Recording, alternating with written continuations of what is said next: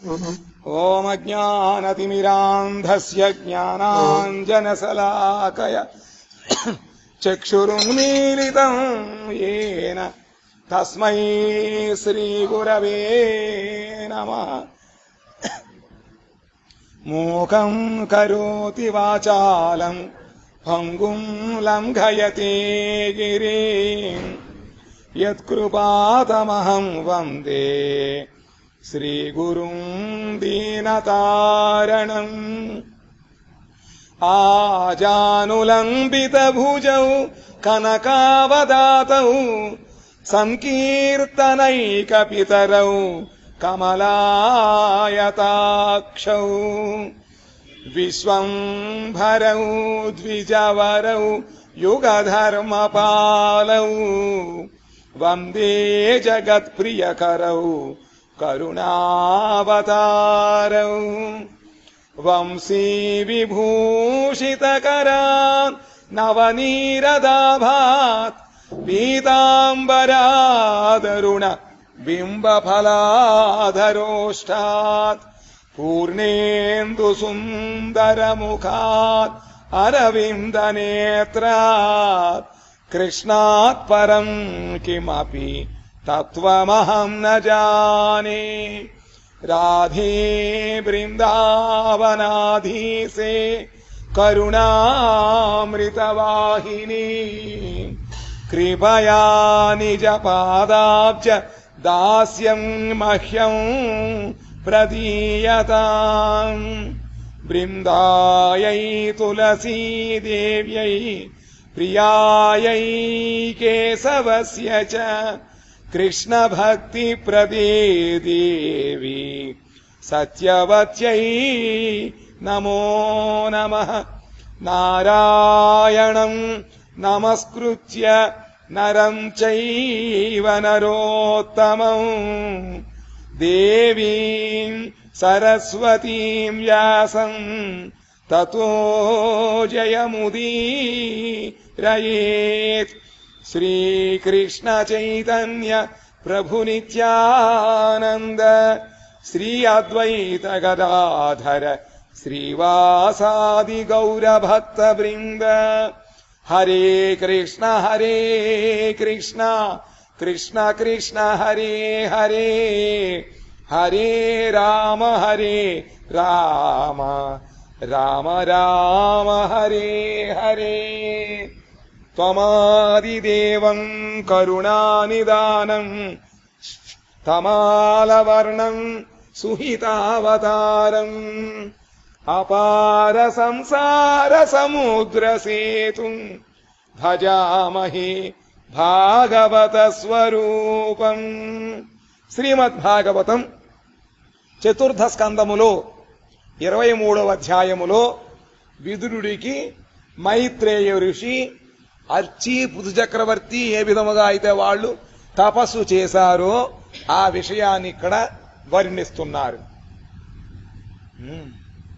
వాళ్ళు క్రమక్రమముగా దేహత్యాగము దేహమునందు ఆత్మ అనేటువంటి బుద్ధిని వదిలిపెట్టేసి తీవ్రమైనటువంటి భగవత్ భజన ద్వారా వాళ్ళు ఏ విధముగా ఈ లోకాన్ని విడిచిపెట్టి వెళ్లిపోయారో చెబుతున్నారు. ఏవం సవీర ప్రవరః సంయోజ్యాత్మానవాత్మని బ్రహ్మభూతో దృఢం కాలే తత్యాజ స్వం కళేవరం.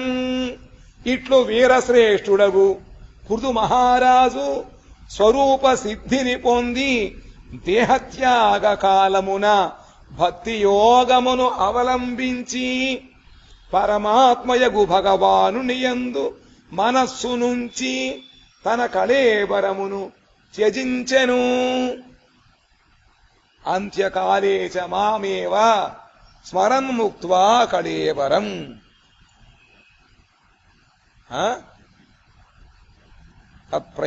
తత్ప్రయాతి సమద్భావం యాతి నాత్యత్ర సంశయ. కాబట్టి ఇటువంటి సంశయం లేకుండా ఓ భగవంతుడా మేము ఐసీయూలో చచ్చిపోయేటువంటి మాకు దుర్గతిని ఇవ్వకు, చక్కగా మాకు నీ స్మరణ చేస్తూ చక్కగా నీ పదార విందములను ధ్యానము చేస్తూ నీ యొక్క నామాన్ని స్మరిస్తూ దగ్గర ఎవ్వరూ ఉండకుండా సావాలి. ఎవరైనా ఉంటే వాళ్ళు మన పలకరిస్తారు, దాంతో మనకి తోడపోతుంది.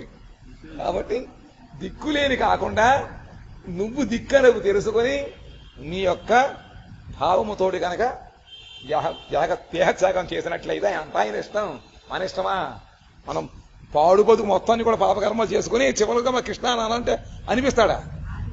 బతుకున్నానే వృద్ధమైపోతుంది గొంతుకు.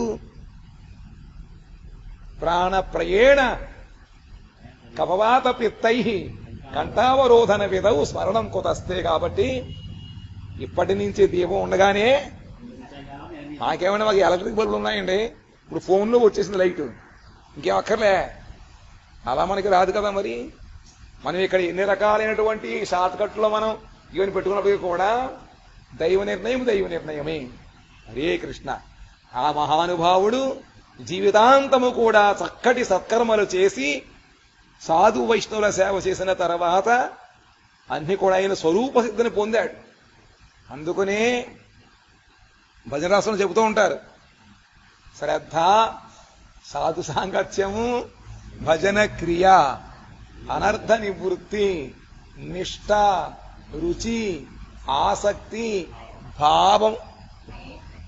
ఆ భావం వచ్చేంత వరకు కూడా మనకి శరీరంలో ఉండగానే భావాన్ని తెప్పించుకోవాలట. అసలు మన భజన క్రియ అవడం లేదు. భజన క్రియ అవుతుందా? ఇంజన్ స్టార్టే అవడం లేదు. కానీ బాబా మహానుభావుడికి స్వరూప సిద్ధ కలిగింది. దేహత్యాగ కాలము వచ్చేటప్పటికీ ఆయన భక్తి యోగాన్ని అవలంబించి చక్కగా భగవంతుడు యందు తన యొక్క మనస్సును ఉంచి తన యొక్క శరీరాన్ని పాము ఏ విధంగా అయితే కుబుసాన్ని వదిలిపెట్టేస్తుందో ఆ విధముగా పరమ ఆనందముగా ఆయన దేహాన్ని వదిలిపెట్టి వెళ్ళిపోయాడు. ఎవరు? పృథు మహారాజు. సంపీడ్యపాయుం పార్ష్ణిభ్యాం వాయుముత్సారయన్ శనైః నాభ్యాం కోష్టే శ్వస్థాప్య హృదురః కంఠశీర్షణీ ఉత్సర్పయం స్తుతం మూర్ధ్ని క్రమేణావేశ్య నిస్పృహః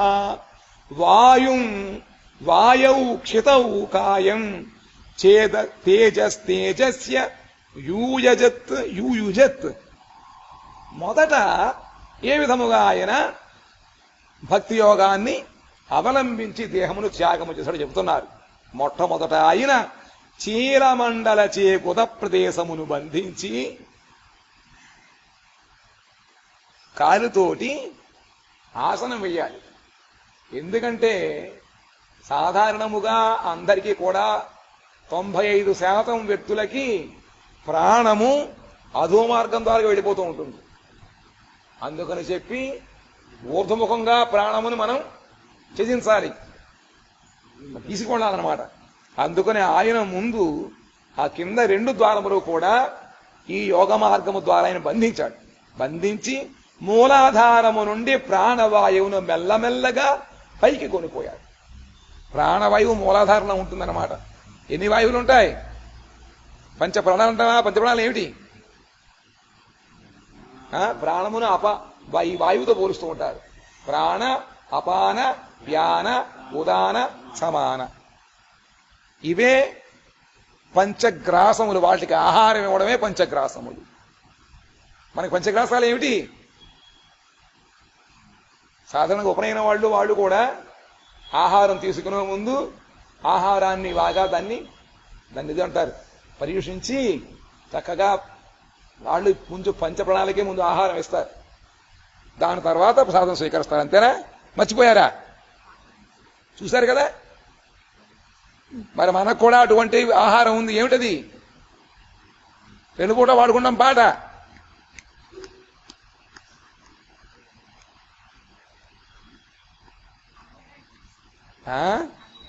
పంచగ్రాసములు మనకి మన షడ్గోస్వాములు మిగతా వాళ్ళ యొక్క చరణధూలియే పంచగ్రాసములు. హరిహరాయ నమ కృష్ణ పాటలు పాడుకోము. ఈయన చక్కగా మణిపూర చక్రము నుంచి ప్రాణవాయువుని మూలాధారం నుంచి మెల్లిమెల్లిగా పైకి కొనిపోయాడు. నాభిదేశంలో ఉంటుంది మణిపూరక చక్రము, కింద ఉండేది వంటిది మూలాధారము, ఇక్కడ వచ్చేది మణిపూరక చక్రము, అక్కడ నుంచి హృదయమున అనాహత చక్రము, దానిపైన ఉండేటువంటిది కంఠమునకు దిగువ భాగమున విశుద్ధ చక్రము, దాని తర్వాత పిమ్మట దానికి ముందు భాగమునందు అనంతరము గురువు మధ్యమున ఆజ్ఞాచక్రమునందు నిలిపి చివర ఆ చివరకు అతడ నుండి దాని క్రమక్రమ బ్రహ్మరంధ్రము నిలిపాడు. మొత్తం ఎన్ని వచ్చాయి చక్రాలు? మూలాధారము, మణిపూరకము, అనాహతము, విశుద్ధ చక్రము, ఆజ్ఞాచక్రము, దాని తర్వాత బ్రహ్మరంధ్రము. అనంతరము నిస్పృహుడగు ఈ పృథువు దేహారంభకములకు పంచభూతములు విభజించి దేహమునందన్న ప్రాణవాయువును వాయువునందు, పార్థివ దేహగత మగు కఠిన భాగమును పృథివియందును, తేజస్సును అగ్నియందు లయము చేసెను. ముందుగానే అవన్నీ చేసుకుని ఉంటే చక్కగా సాఫీగా వెళ్ళిపోతుంది, ఎటువంటి కష్టం లేకుండా. అసలు ఎక్కడో ప్రాణవాయువు కింద ఉంది, వాళ్ళేమో దాన్ని గ్యాలవెస్ లాగుతూ ఉంటారు అభకింకరులు. మనకేమో బంధుబాంధవుల యొక్క వీటి యొక్క విషయాల చింత, ఏమవుతేం చేస్తామని చెప్పి అన్ని కూడా లాగుతూ ఉంటే ఇంకా జీవుడి పరిస్థితి ఎలా ఉంటుంది? అందుకనే మార్గాన్ని మనం చాలా సున్యాసం చేసినట్లయితే భిద్యతే హృదయ గ్రంథి ఛిద్యంతే చిన్న సంశయ. అవన్నీ ముందే కావాలి అంటే భాగవత సేవ చేయాలి. ఆ మహానుభావుడు చేసి చూపించాడు కదా పురుచక్రవర్తి, అవన్నీ వస్తాయన్నమాట. చక్కగా ఆ విధంగా చేసిన కారణము చేత ఆయన యొక్క ఈ ప్రాణవాయువుని చక్కగా బ్రహ్మరంధ్రమును నిలిపాట. అనంతరము నిస్పృహుడయి, స్పృహ ఏం లేదు, ఇంకా విషయం లేదు, మనకి ఎంత ఏమీ లేదనమాట. వాళ్ళ వంశం వాళ్ళు వచ్చారా వీళ్ళు వచ్చారా వాళ్ళ ఇంకేం ఉండదు, ఎవరు అందుకని అవన్నీ అయిపోయాయి అనమాట. అప్పుడు ఆయన బతికి ఉండగానే దేహాన్ని వదిలిపెట్టేటప్పుడే ఈ దేహము పంచభూతముల ద్వారా తయారైంది. పాంచటి భూత్కి బోలతో, పాంచటి భూత్కి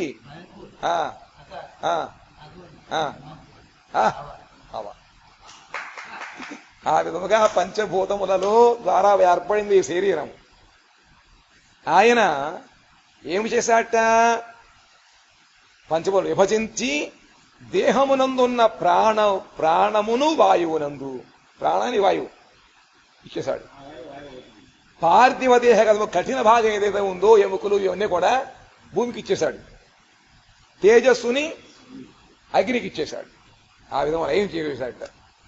కాన్యాకాశే ద్రవం తోయే యథాస్థానం విభాగశః క్షితిమంభసి తత్తేజస్యదో వాయవు నభస్యమం ఇంద్రియేషు మనస్తాని తన్మాత్రేషు యథోద్భవం భూతాదినామూన్యుత్ క్షిప్యామహత్యాత్మని సందధే.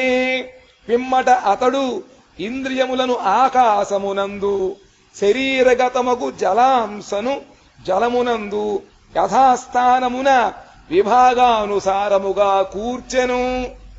అనంతరము ఆయన ఈ మహాభూతముల ఉత్పత్తి క్రమముననుసరించి పృథివిని జలమునందును, జలమును తేజస్సునందును, తేజస్సును వాయువునందును, వాయువును ఆకాశమునందును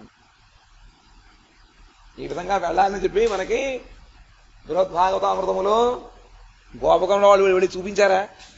అదే మార్గము. ఆ విధంగా వెళుతున్నారట. అనుసరించి లయము చేశాడు. తర్వాత ఇంద్రియములయందు, మనస్సును ఇంద్రియములయందు, ఇంద్రియములను వానికి ఉత్పత్త స్థానమగు తన్మాత్రలయందు ప్రవేశపెట్టెను. ఉత్పత్తి స్థానమైనటువంటి తన్మాత్రలంటే ఏమిటి? హోమియోపతి మాత్రలా? తన్మాత్రలంటే ఏమిటి? హోమియోపతి మాత్రలా? ఏ మాత్రలు? శబ్ద స్పర్శ రూప రస గంధములు. ఈ 5 కూడా పంచతన్మాత్రలు, పంచభూతములు, తన్మాత్రలు, పంచ జ్ఞానేంద్రియాలు, పంచ కర్మేంద్రియాలు. వీటికి మళ్ళీ లీడర్ మనస్సు. మనం ద్వితీయ స్కందంలో తెలుసుకున్నాం, తృతీయ స్కందంలో విన్నాం, చతుర్థ స్కందంలో వింటూనే ఉన్నాం. మహత్తత్వం నుంచి ఇవన్నీ వచ్చాయని చెప్పి అని వచ్చాయా? పంచతన్మాత్రల నుంచే పంచ ఇంద్రియములు వచ్చాయి, పంచభూతములు వచ్చాయి. అవన్నీ ఆ విధముగానే ఏ విధముగా అయితే ఒక నుంచి ఒకటో విధంగా వచ్చాయో మళ్ళీ విడిచేటప్పుడు కూడా ఒక్కొక్క లైవ్ చేస్తూ వెళ్ళాడు అనమాట ఆయన. ఆ విధముగా ఇంద్రియములను, మనస్సును ఇంద్రియముల్లోనూ, ఇంద్రియములకు ఉత్పత్తి స్థానమైన తన్మాత్రల యందు ప్రవేశపెట్టాట. మిగిలిన తన్మాత్రలను అహంకారమునందు, ఆ అహంకారమును మహత్తత్వమునందు ప్రవేశపెట్టాడు. తం సర్వగుణ విన్యాసం జీవే మాయామయేన్యథాత్ తం చానుశయమాత్మస్థం ఆశావనుసాయి పుమాన్ జ్ఞాన వైరాగ్య వీర్యేణ స్వరూపస్థో జహాత్ ప్రభు. మన యోగాగ్ని ద్వారా మనం దేహాన్ని త్యాగం చేయలేం కాబట్టి మనకి దహనం అనేటువంటి దానిని మహాత్ములు నిర్ణయించారు. శరీర దహనం అనేటువంటిది ఎంతో ముఖ్యమైంది మన యొక్క హైందవ సంప్రదాయములు, సనాతన ధర్మములు. కాబట్టి ఆ విధముగా ఆయన ఇవన్నీ కూడా ప్రవేశపెట్టాట. అనంతరము సర్వగుణ ఆధారమగు ఆ మహత్తత్వమును అవ్యక్త ప్రధానమునందు, ప్రధానమును జీవోపాధి యందు అనగా లింగ శరీరమునందు అంతవరకు ఉంటుంది. లింగ శరీరం, సూక్ష్మ శరీరం అంటూ ఉంటాం, అది అక్కడ దాకా ఉంటుందన్నమాట. అందుకనే అహంకారము, మనస్సు, బుద్ధి, చిత్తము, లింగ శరీరం కూడా ఉంటుందన్నమాట. మిగిలిన తన్మాత్రలను అహంకారమునందు అయిపోయిన తర్వాత ఇక్కడ ఆయన జీవోపాధియందు అనగా లింగ శరీరం. జీవునికి ఉపాధి ఏది? లింగ శరీరమే కదా. దాని తర్వాత వస్తుంది ఇంకొక ఉపాధి, ఈ స్థూల శరీరము. దానికి ముందు ఉన్నటువంటిది లింగ శరీరం అన్నమాట. దాని యందు ప్రధానము అట్టే పెట్టాడు. ప్రధానమును జీవోపాధి లింగ శరీరం అట్టే పెట్టాడు. పృథువు పూర్వమున లింగ శరీరాభిమానియగు జీవుడయి ఉండెను. చక్రవర్తి ఒక పక్కన చెబుతున్నారు, ఎవరుటైనా విష్ణు యొక్క అంశము. మనమందరం విభిన్న అంశములే కదా. ఆయన చేత ఇన్ని కార్యక్రమాలు చేయించాలి కాబట్టి భగవంతుడి శక్తి అందులో ఎక్కువగా ఉంది. ఈయన ఇంతకు ముందు ఎలా ఉన్నట్టయినా పూర్వమున లింగ శరీరాభిమానియకు జీవుడయి ఉండెను. అతడే ఇప్పుడు జ్ఞాన వైరాగ్య ప్రభావములచే భగవత్ పార్షద దేహమును పొంది ఆ లింగ శరీరమును త్యజింపగలిగెను.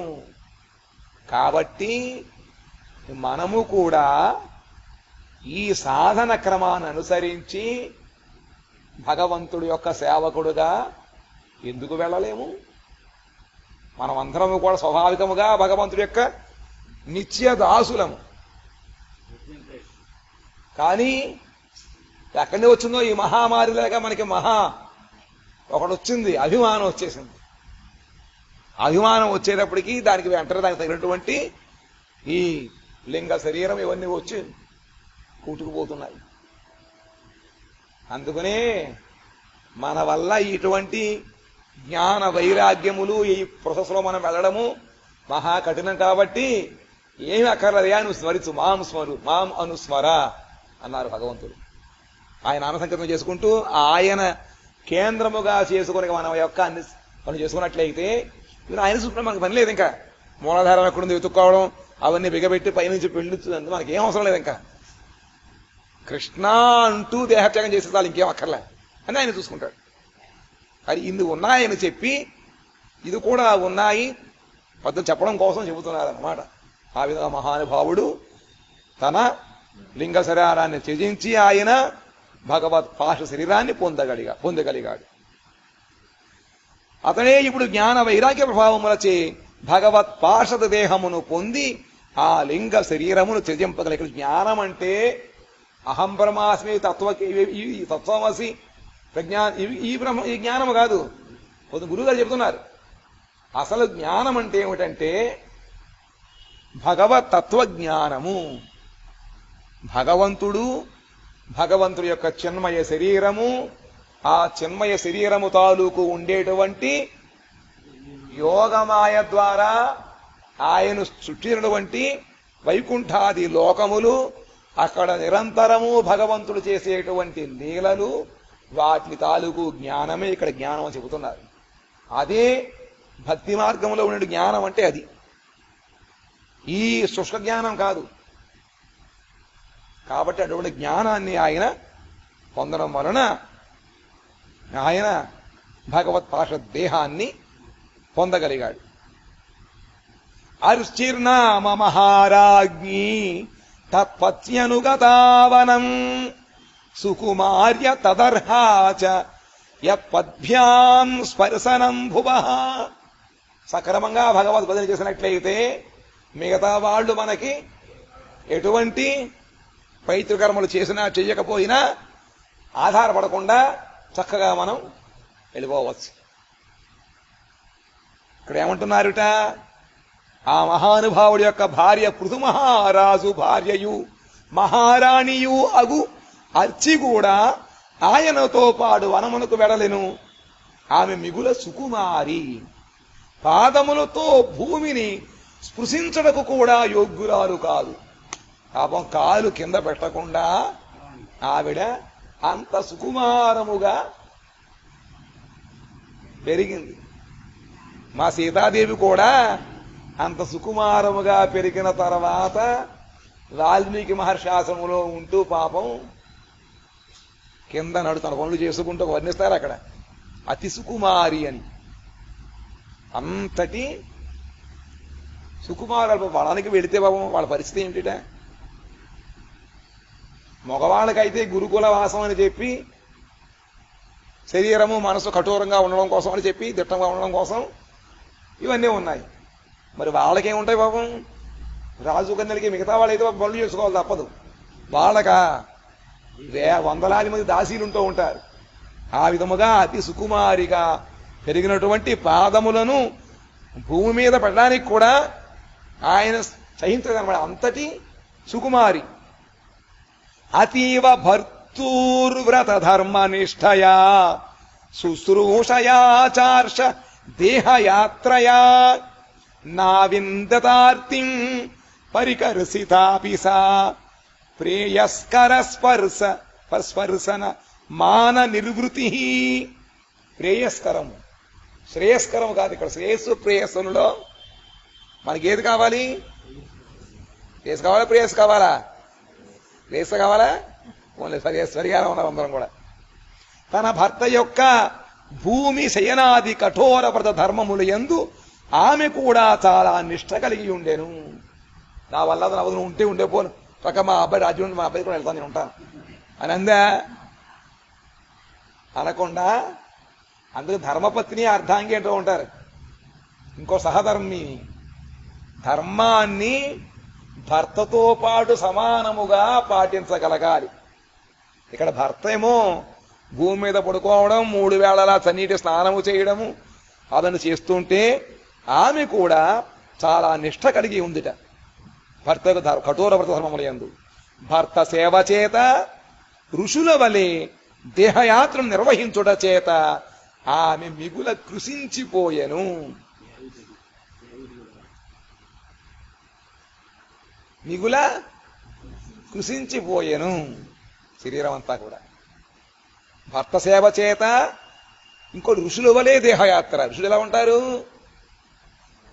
ఆ సమయంలో దొరికినటువంటి పళ్ళు ఆకులు తింటూ బతుకుతారు. కందమూలాన్ని తిన్నారు. కొంతకాలం తర్వాత ఎండు ఆకులు తిన్న తర్వాత వాయువుని మాత్రమే రక్షించి గడిపారట. రుచుల వలె ఈవుడు కూడా చేయడం మొదలుపెట్టింది. దేహయాత్ర నిర్వహించడం చేత ఆమె శరీరం మిగులు కృషించిపోయెను. కానీ ప్రియతముని కరస్పర్శ వలన, మధుర సంభాషణము వలన కలిగిన ఆనందముచే ఆమెకు ఎట్టి క్లేశానుభూతియు కలుగలేదు. అన్యోన్యమైనటువంటి దంపతులు అయినట్లయితే ఒక పూట తిని అంత కలువు గంజి తాగి ఉంటామని చెప్పి అలా ఉండాలి తప్ప ఏదో తెస్తావా తెస్తావా అని చెప్పి పీడిచేటువంటి వాళ్ళు ఉంటే ఏం లాభం.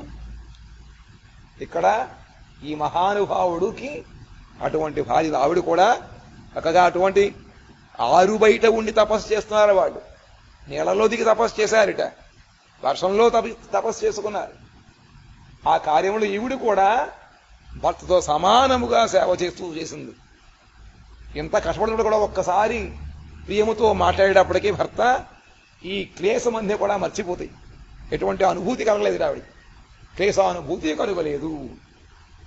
దేహం విపన్నా అఖిల చేతనాదికం పత్యు పృథివ్యాదయితస్య చాత్మనః ఆలక్ష్య కించిచ్చ విలప్య సాసతి చితామథారోప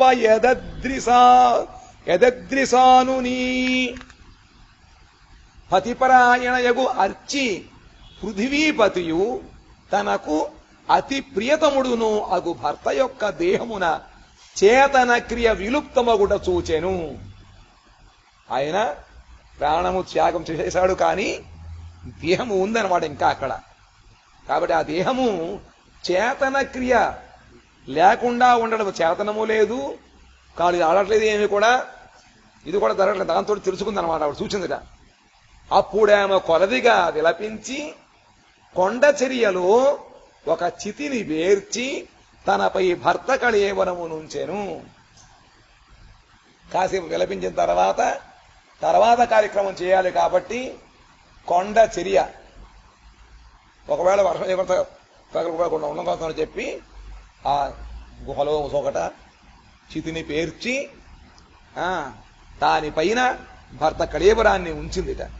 విధాయ కృత్యం హృదిని జలాప్లుత తద్దత్వోదకం భర్తురుదార కర్మణ నత్వాదివిస్థాం స్థితసాం స్త్రీ పరీత్య వివేశవహినిం ధ్యాయతి భర్తృపాదం. పిమ్మట ఆ సమయమునకు తగిన నిత్యకర్మలను అనుసరించి, ఆ సమయంలో ఏం కర్మలు చేయాలో ఆవిడ తెలుసుకుందన్నమాట. ముందు తెలిసేమో బహుశా తెలుసుకొని ఆ కర్మలను వనరించి సరోవర జలమున స్నానమాచరించి ఉదార కీర్తి గల భర్తకు ఉదకమునిచ్చెను. అంతరిక్షవాసులకు దేవతలకు నమస్కరించి భర్త పదయుగళమును స్మరించుచూ ముమ్మారు ప్రదక్షిణం ఆచరించి చితాగ్ని యందు ప్రవేశించెను. ఏ కర్మలు చేయాలి అన్ని కర్మలు చేసింది. దాని తర్వాత సర్వస్నానము చేసి దేవతలకి నమస్కరించి తన భర్త యొక్క స్థితిలో బహుశా అప్పటికే ఆయన దహనం అవుతున్నట్టు బహుశా, అంతే కదా మరి. ఫాదర్ నమస్కరించి ఆమె కూడా ముమ్మారు రక్షణ చేసి చితాగ్ని ప్రవేశించిందిట. ఎవరు? అర్చి. విలోక్యానుగతాం సాధ్వీం పృథుం వీరవరం పతిం తుష్టూర్వరదా దేవైః దేవపత్న్యః సహస్రశః. వీరవరుడగు తన పతిని అనుసరించు ఆ సాధ్విని చూచి వరమలిచ్చుటయందు సమర్థులగు వేల కొలదీ దేవతలు దేవపత్నులు పరమానందాన్ని పొందారిట. ఆహా, ఎంత గొప్ప దంపతులండి వీళ్ళు అని చెప్పి వాళ్ళని ప్రశంసించి పరమానంద పొందారు. వేల కొలది దేవత అందరూ కూడా వాళ్ళ యందు తృప్తి కలిగి ఉన్నారు, హర్షము కలిగి ఉన్నారు. అందుకునే విధముగా వాళ్ళు పరమానందం పొందారు. కుర్వతః కుసుమాసారం తస్మిన్ మందరసానుని తదత్స్వమరతుర్యేషు గృహంతి స్మ పరస్పరం.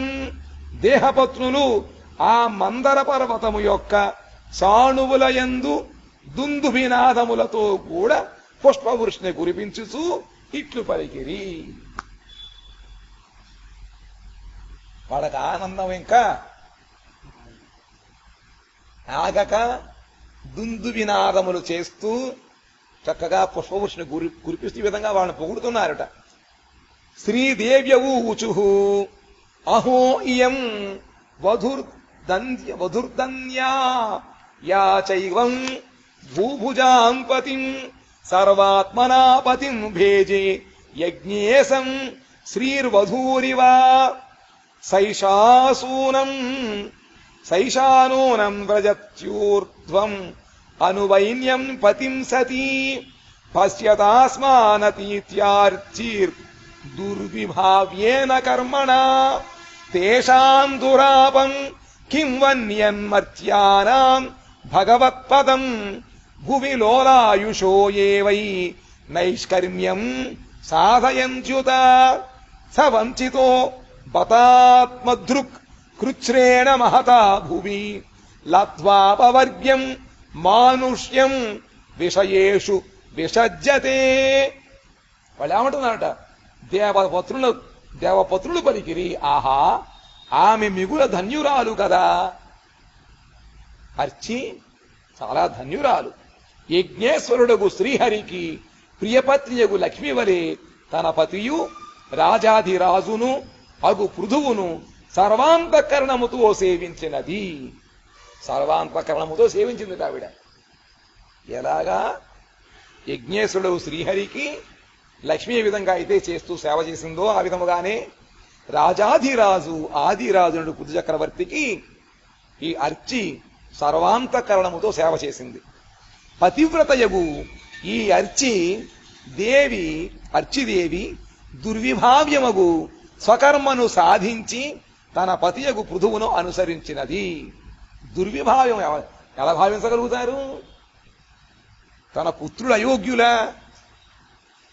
భర్త పోతే చూడకుండా ఉంటారా? అయినప్పటికీ కూడా యోగ్యులైన పుత్రుడు అయినప్పటికీ తన పతి యొక్క మార్గాన్ని అనుసరించి ఆవిడ ఈ విధంగా చేసిన దుర్విభావ్యం, దాన్ని భావించలేదు అన్నమాట. అటు తన కర్మను సాధించి తన పతి అయినటువంటి పృథును అనుసరించింది. మనలను అతిక్రమించి వైకుంఠమునకు అభిముఖంగా వెడలుచున్నది చూడు అంటున్నారట. ఆ విధముగా తన పతి యొక్క సేవ చేసినది కాబట్టి మనల్ని అధిగమించి ఎవరిని? దేవతల యొక్క భార్య అనుకుంటున్నారు. ఆమె ఈ విధముగా సేవ చేసింది కాబట్టి మన స్వర్గాన్ని కూడా వదిలిపెట్టేసి వైకుంఠమునకు అభిముఖముగా, అంటే వైకుంఠము వైపు వెళుతున్నారు వీళ్ళు. వెడలుతున్న చూపిస్తున్నారు వాళ్ళు. భూమండలమున తమ జీవితములు మిగుల చంచలములు అయ్యును మానవులు జ్ఞానము ద్వారా భగవానుని పొందుతున్నారు. మనం చెప్పుకున్నాం, కార్పణ్య దోషము మనలో ఉంది. ఏమిటది? అది ఉండాలన్నమాట.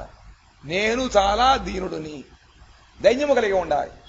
సమస్త సృష్టిలో కూడా నాలాంటి దౌర్భాగ్యుడు అపకారి లేడు. మనము వదిలే గాలి అపకారము, మనం మాట్లాడే మాట ఇతరులకు అపకారం కలుగుతూ ఉంటుంది.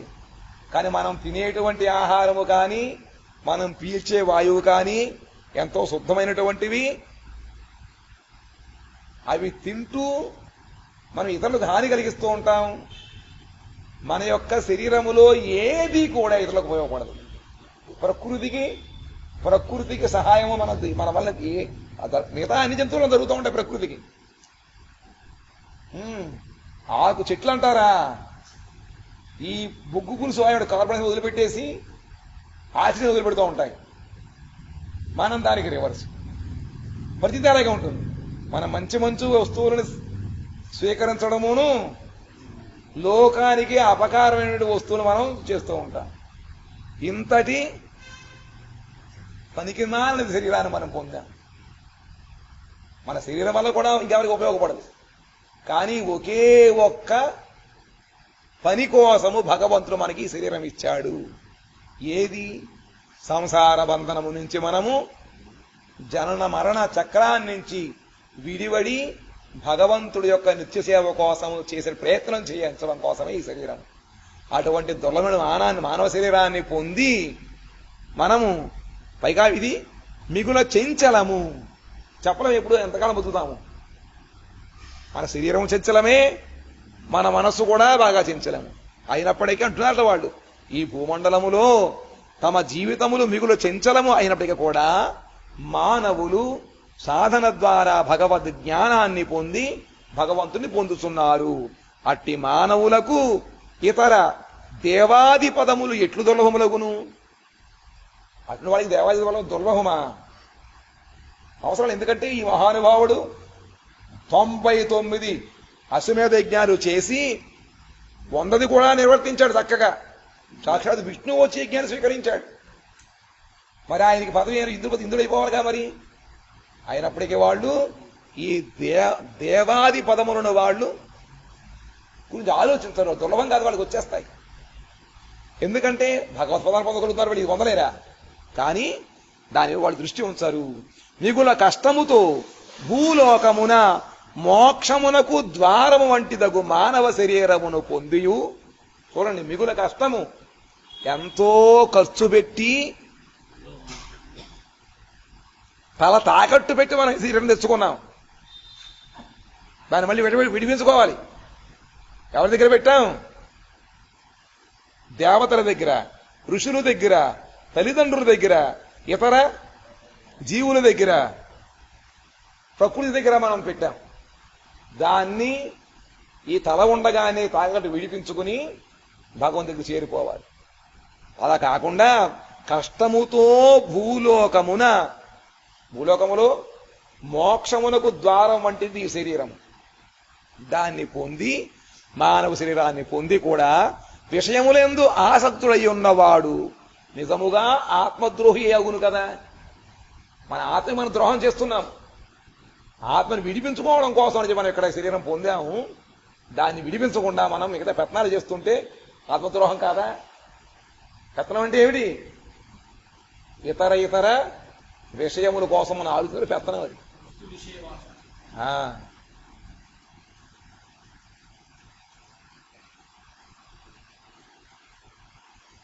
దుకాణానికి పంపించి, తల్లి చుట్టాలు వచ్చారా నాయన, అసలు సరుకులు తీసుకురా, వంట చేసి వాళ్ళు పెట్టాలని చెప్పి పంపించింది. వాడేమో 4-2 ఫ్రెండ్లు కలిస్తే వాళ్ళతో కబుర్లు మొదలెట్టాడు. ఆ విధంగా భగవంతుడేమో మనకి చక్కగా పంపించిన లోకంలో నువ్వు ఇన్ని రకాలైన రుణాలు అన్నీ ఉన్నాయి, త్వరగా తీసుకుని వచ్చేసాయి, నిరంతరం అనుస్మరిస్తూ ఉండు, మర్చిపోకన్నాడు. మనకి పుట్టుకతోటే వచ్చే కేరం అన్నాం, దాయిదైన వాళ్ళు అన్నారు, అయిపోయింది అంతే. అంతా కూడా జనమ హొయ్యిలో పొడి మాయాజాలే, నా హొయ్యిలో జ్ఞానాలవా. కొంచెం కూడా భగవద్ జ్ఞానం లేకుండా ఉన్న కారణంగా భగవంతుని మనం స్మరించడంలే. స్మరించినట్లయితే మళ్ళీ మనం ఎందుకు వచ్చామో భగవంతుడు జ్ఞాపకం చేస్తూ ఉంటాడు. మహానుభాడైన భగవంతుడు అన్ని విధములా కూడా మనకి సహాయం చేస్తూ ఉంటాడు. కానీ ఆయన సహాయం కోసం ఎదురు చూడడం, ఎంత కంగారో మనకి పనులు అయిపోవాలి. అడగా వెచ్చి చూస్తే ఆయన సహాయం మనకు అర్థమవుతూ ఉంటుంది. ఇటువంటి అమూల్యమైనటువంటి మానవ శరీరాన్ని పొంది ఈ విషయములందు ఆసక్తుడై ఉండటం ఏంటైతే మనకి దాంతో సరిపోతుంది జీవితం. చూడండి, పొద్దున లేచినప్పుడు ఏదో మన దర్శనం అయిపోతుంది, దాని తర్వాత ఇంకా అసలు భగవంతుడి యొక్క స్మరణ, నేను భగవంతుడి యొక్క సేవకుని, భగవద్భజన కోసం వచ్చినటువంటి జ్ఞానం మళ్ళీ ఇప్పుడు కదులుతుందా? మళ్ళీ కూర్చుని వింటుంటే ఎలా అంటాం? మరి ఎలా చెప్పండి? నిజముగా మనము ఆత్మద్రోహమే అవుతున్నాము, దాని వలన మనం మోసపోతున్నాము. కాబట్టి ఇంకా ఎంతకాలం మోసపోతాం? మాయా పిశాచీర కోలే ఆరు కొత్తగాలు ఘుమాయవి. మాయా అనేటువంటి పిశాచము, అసలు పిశాచం పేరు పెట్టాలో భయస్తూ ఉంటుంది. పైగా అది మాయ పిశాచం ఉంటుంది. ఎన్నో రంగుల అంగులు చూపించేసి మనకి 20 రకాల అంగులు చూపుతున్నాయి. అటువంటి మాయ యొక్క పిశాచం యొక్క ఒడిలో మనం కూర్చుని నిశ్చయంగా నిద్రపోతున్నాం. జీవి జాగో గోరాచాంద బోలే కొత్త నిద్ర జావోబోయే పిశాచీర కోలే. మాయా పిశాచంలో పొందుతున్నాం, మోసపోతున్నా. మళ్ళీ అయిపోయిన అడుగుతూ ఏం చేసావు పని అంటే ఏం లాభం? అయిపోయింది, చెప్పలే, మళ్ళీ ఇస్తాడు ఎవడో ఈ మానవ జన్మ. కాబట్టి ఏం చేయాలి? వాంఛా కల్పతరుభ్యశ్చ చెప్పి పుడతాం. కృపా సింధుభ్య ఏవ చ పతితానాం పావనేభ్యో వైష్ణవేభ్యో నమో నమః.